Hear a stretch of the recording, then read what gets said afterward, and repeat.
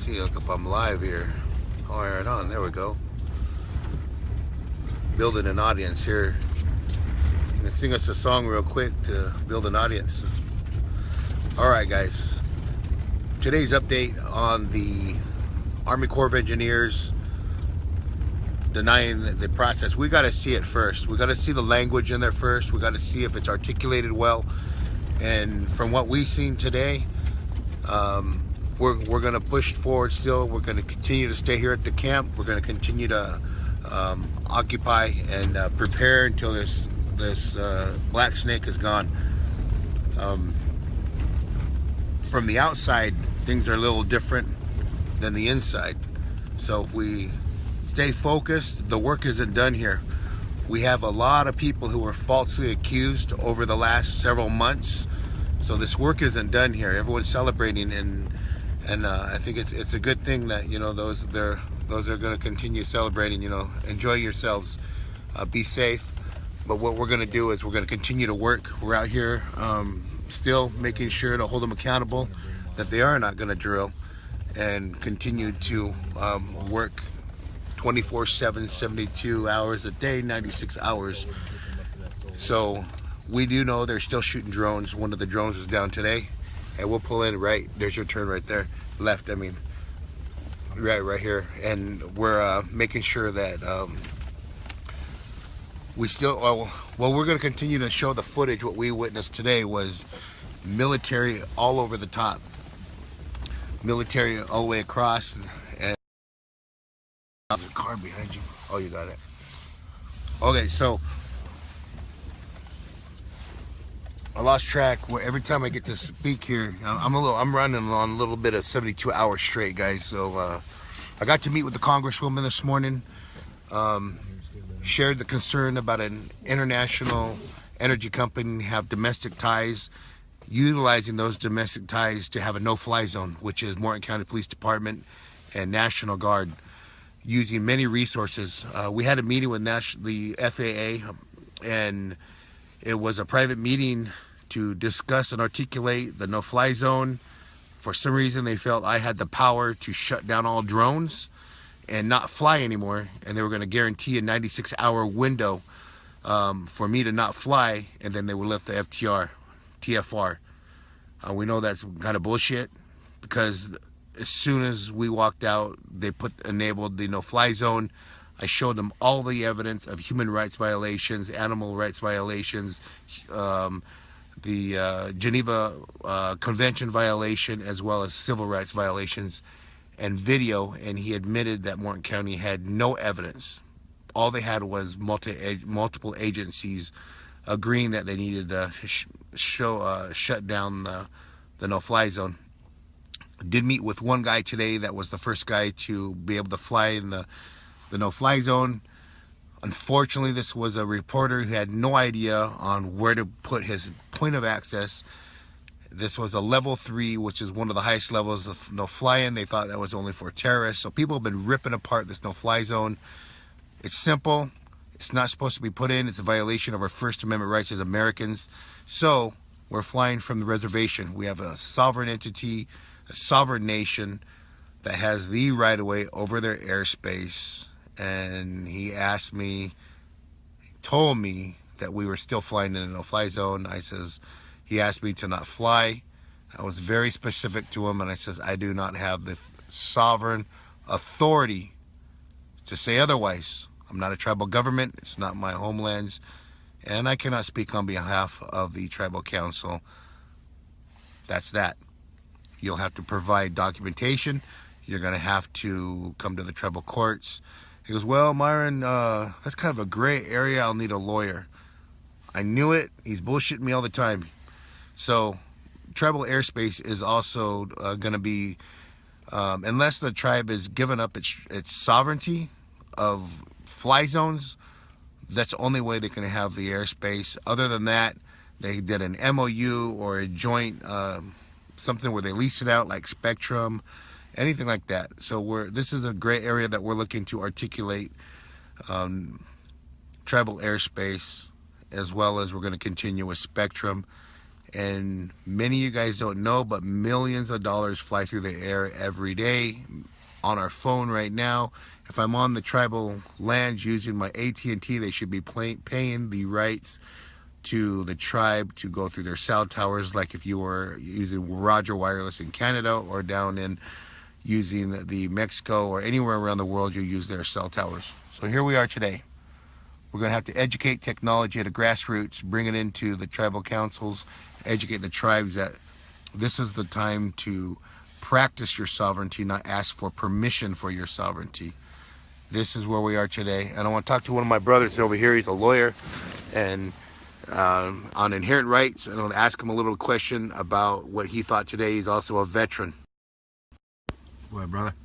Tell me what you thought today and about the veterans. And well, first let me say that I'm a legal consultant, not a lawyer. I would never get a state license to practice law and put my that's my fault, sorry. And put my duty to the state first. I'm here to consult tribes specifically without having to be limited by the rules of professional responsibility. With that being said,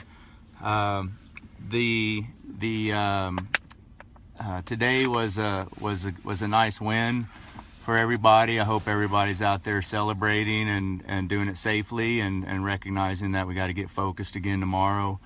There's more work to be done. We need to ensure that the tribe is infrastructure is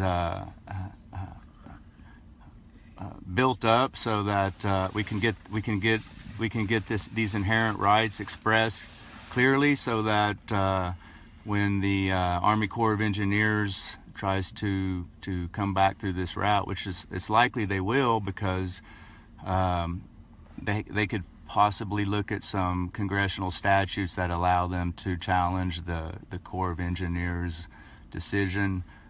Maybe the Corps of Engineers will allow them to do an environmental impact statement, a more stringent environmental assessment where they actually have to consult the tribe much more thoroughly. In particular, we need to ensure that there's adequate spiritual impact consultation under the National Environmental Policy Act of 1969, and that requires the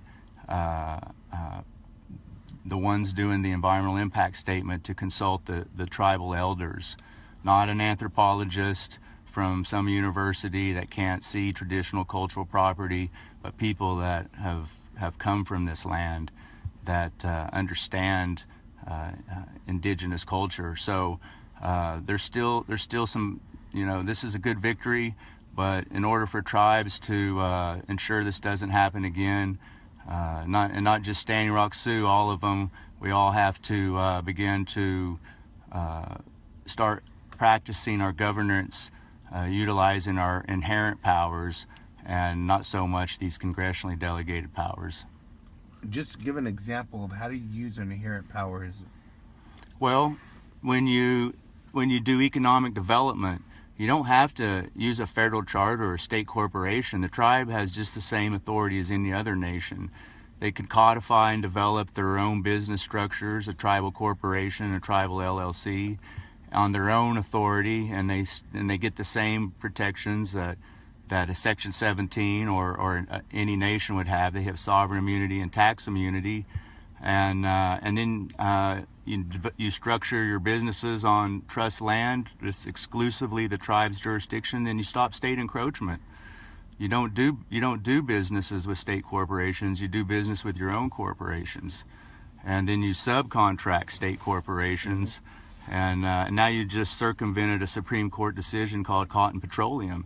So we need to start critically thinking about how we want to create, what kind of narrative we want to create when we do our governance, whether it's economic development or any protecting sacred sites. That's how you use your inherent rights.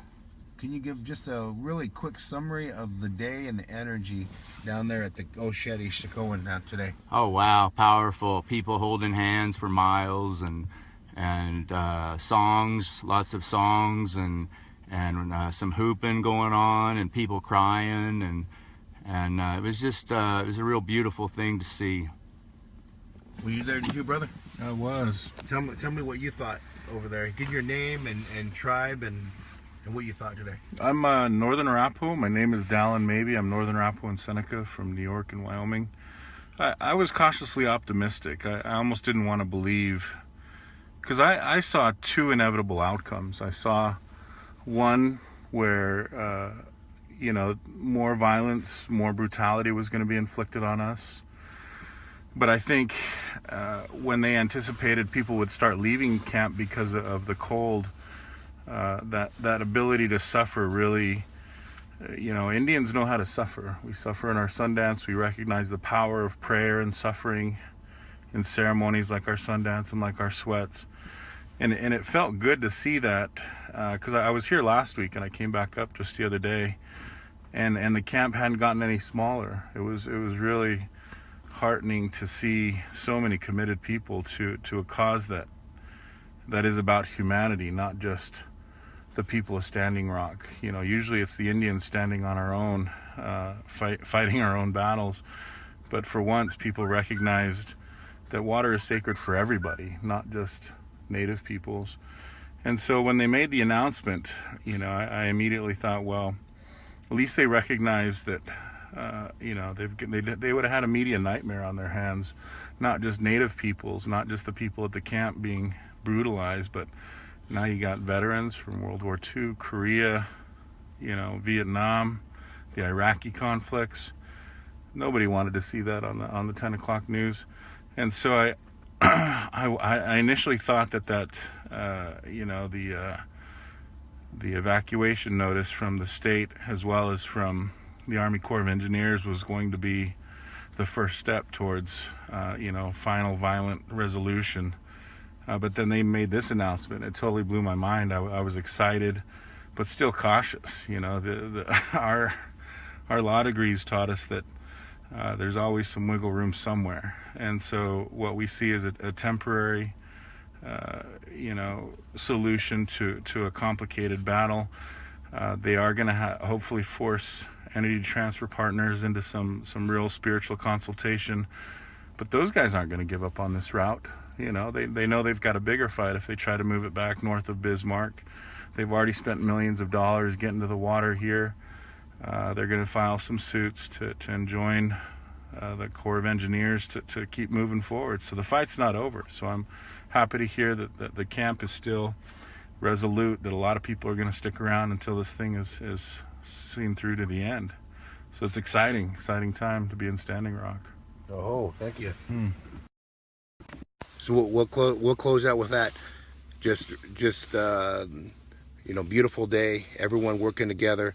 Everyone singing and eating and laughing, and just guesstimated around 15,000 people showed up. And when we left, the traffic was going all the way up the road with people still coming in. Did our best to continue to document around. There's so much going on. I woke up in the morning, was there. Listening to the bugle going, listening to the songs going this morning, just kind of absorbing that in. When you hear that medicine and you hear those songs, it's very powerful.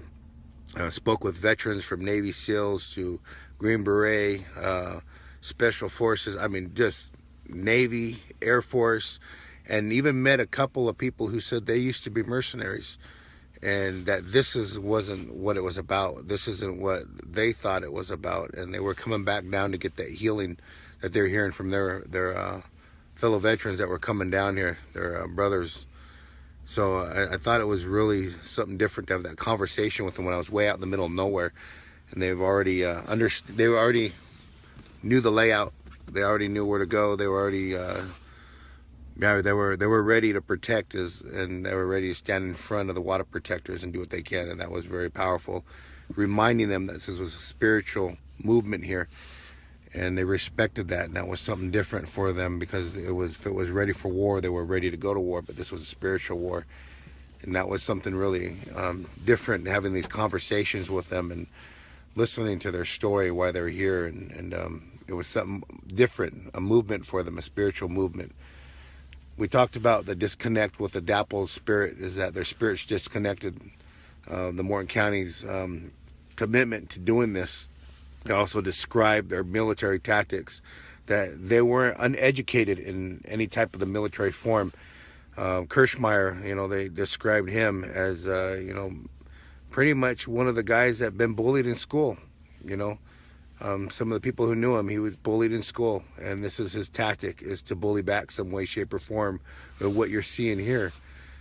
So it's very hard, to sit back and watch your people go through that. But again, you see your people get stronger, and that's where we are today. Everyone's down there, they're having a good time, they're enjoying themselves. But tomorrow they're building. Today they were building and getting ready for the winter to dig in. We'll give you another update later on. Sending many blessings your way.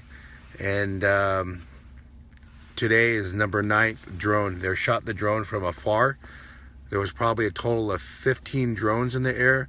Even though there's considered a no-fly zone, they're still continually to shoot down the drones, and there's no accountability even from FAA. Even if they're shown, there's no accountability. How do we hold them accountable? That's the question we're going on now. How do you hold them accountable? So we witnessed drone pilots say their drones were shot with pellets. Also, there was a report that someone was shooting BBs into the cars as they drove by from a high level up. I was assuming it was up on the hill. So there's just some things that we're seeing in agitators trying to start things. But the camp has so much powerful energy that I don't think it's even affecting them. And that's the good thing we're seeing and hearing and witnessing here at Osheti Sikowan, Standing Rock, Rosebud, and Sacred Stones Camp, as in also Heyoka and them out there. So sending them blessings in the 4 directions, relatives. And now we need your support. Send us out some drones, digital smoke signals. Make sure they're Phantom 4s. And we'll continue to go on the reservation side and outside of the TFR and do our drone training and get our drone pilot soon and share that with the rest of the world, what we're doing up here, protecting the water and the sacred. A whole many